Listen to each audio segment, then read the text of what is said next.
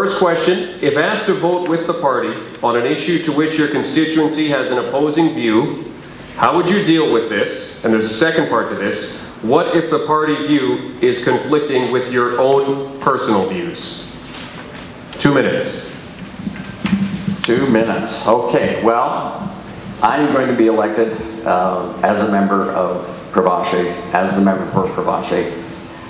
Everybody in this riding will have a say. If they get in touch with me, they'll tell me how they feel. I'll get a feeling for that. I also am a member of the party of the Liberal Party of Canada, and as a member of that, I'm a team player. So I will be weighing. I can't tell you beforehand how I'll vote on this issue or that issue, but I would certainly weigh where the party is coming from, where the constituency is, and I know there are varying opinions in this constituency about issues. We don't all agree just because we're from Provencher.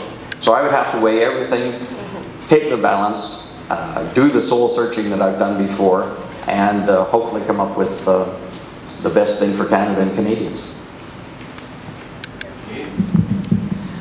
I think to answer this question, though I'm not going to be elected into this position, I recognize that, but I do think that every vote that goes for Green gives Mr. Taves and the Harper government a very clear message that there are a lot of us deeply committed to the principles that they are so blithely ignoring. And so I will answer to the fact that our Green Party platform speaks quite eloquently about participatory democracy, and consulting with one another, talking with one another, building consensus, I think is very important to helping all of us be smarter than any one of us. So that will be my approach in looking at what kind of education needs to be done for myself, for my party, for the people, so that we can together work in a collegial and cooperative way to come to a solution. Well, pardon me, that's a bit too loud, isn't it?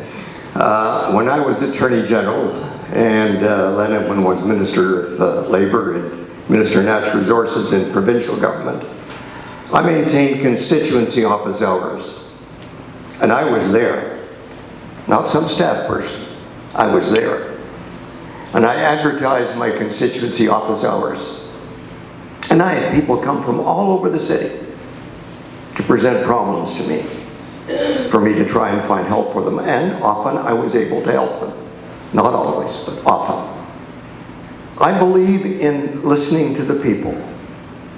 And if I am your MP, and I hope I will be your MP after May the 2nd, I will hold regular meetings throughout this constituency, and I pledge you that, where I'll invite you to come and question me about things that are happening in government, and I will listen to your concerns. When there is an issue that the constituents clearly indicate to me is something that is against their interest, I would certainly go back to my caucus and tell them that I have a very grave problem, that my constituents don't agree with this, and I would try to change the views of my colleagues. If I fail to, I would report back to my constituents, then make a decision. And depending on what the issue was, I might go along with the government, but on the other hand, I may say, I draw the line here, and I will step out of the government caucus, or I will vote against that particular measure. I'm not afraid to stand up and be counted. I'm not afraid to stand up either. And so for those of you back there who cannot see us, because we're seated at the same level that you are, to do you the courtesy, I would rather stand up so that you can see us answer the question. A great question that was. And for the Christian Heritage Party, I can say this, that when it comes to moral issues, issues of conscience, the reality is that we cannot compromise our values, our principles, because they come directly from God. And we sang earlier, God keep our land glorious and free. So on moral issues, we would not compromise. However, on economic issues, on other political issues, whatever the issues of the day are concerning the constituents of Provencher and the needs of our great country from coast to coast, we would be willing to dialogue, we'd be willing to work together, to be consensus builders, to be mediators, as it were, to try and draw some common ground, and then to best represent, obviously, the views of the constituents here in Provencher, but also what's in the best interest of our entire nation of Canada. If you remember back in 1988, some of you can remember that far back, the key issue was the fair trade election, free trade election. And at that time, not everybody in Canada agreed with free trade. There were many that supported it strongly, passionately, and obviously we enjoy the benefits of free trade today. But the reality is not all Canadians and not every sector in Canadian society embraced or supported free trade. But the reality is that there was a determination, a decision that was made, and ultimately we all received the spin-off benefits of that today. The reality is that all of us have some moral compass, something that determines our position on right and wrong, and a standard that determines our decision making. And we need to be consistent with and committed to that value system. Thank you. Thank you. All of us here come forward on a platform, and we explain that platform during the course of an election campaign. And it's in the context then of that platform campaign that we speak to you about now, that we make our decisions. Because in fact, you reflect on the principles, on the policies, and say, that generally speaking is the individual that I want to represent me.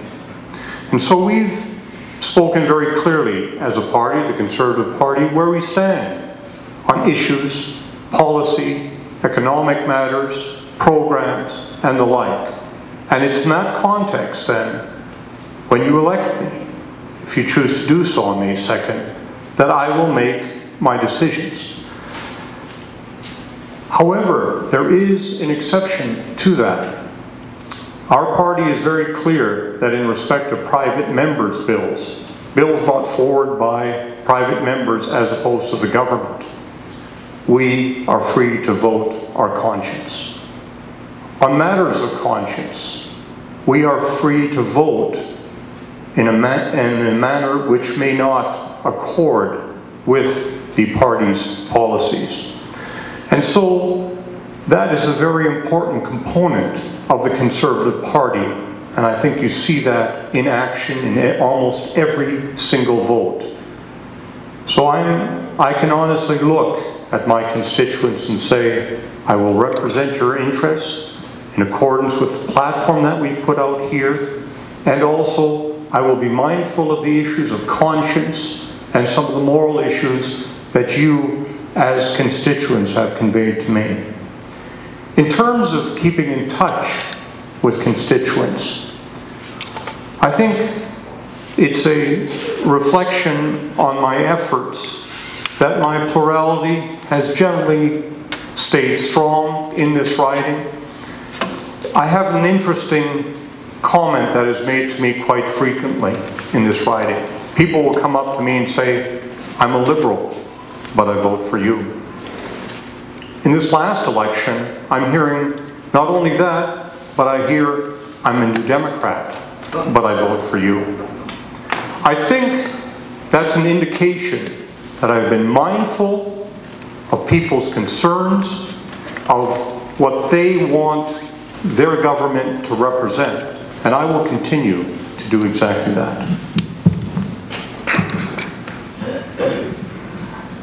I guess the party does not have a platform for every issues, so we have the main platform that we, of course, obviously agree with, and for the rest of the issues, it's up to each MP to go and consult, preferably consult their constituents, so they can craft their own platform or consult their constituents.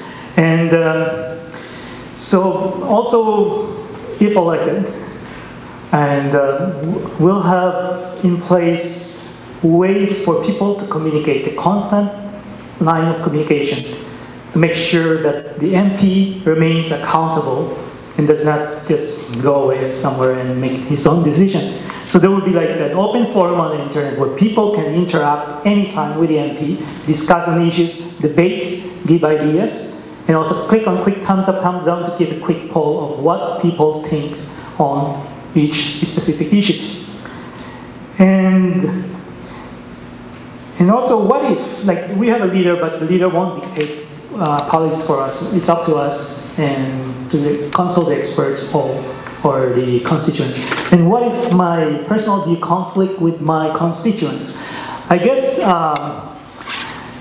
either someone, like, of course you can't always be right, but either maybe there's some information that my constituents does not have that I know about, then it's up to me to provide the leadership of providing that information to my constituents to help them make the right decision. So, but if it still does not work, so maybe I should evaluate my own position. Maybe I'm the one who's on the wrong side, or, you know, I'm representing the constituents, so it will be, in the end, I guess you have to accept what the constituents majority wants. And also, of course, you cannot have blanket, say, get elected. Doesn't mean you can do whatever you want just because you get into a majority government. Like, I guess you still have to consult your constituents on issues by issues because there's no blanket approval. Thank you.